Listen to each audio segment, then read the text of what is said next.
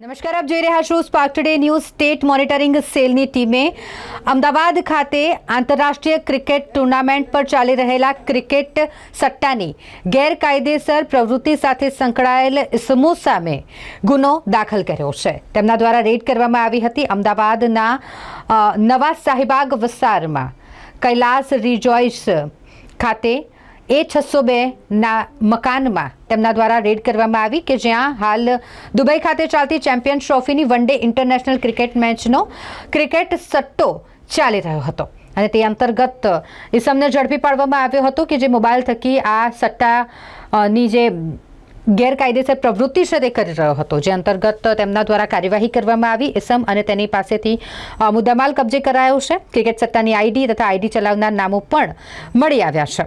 આ તમામ મામલે વધુ કાર્યવાહી સ્ટેટ મોનિટરિંગ સેલની ટીમ દ્વારા કરવામાં આવી અને આ અંતર્ગતનો ગુનો નરોડા પોલીસ સ્ટેશન ખાતે રજીસ્ટર્ડ કરાવવામાં આવ્યો છે।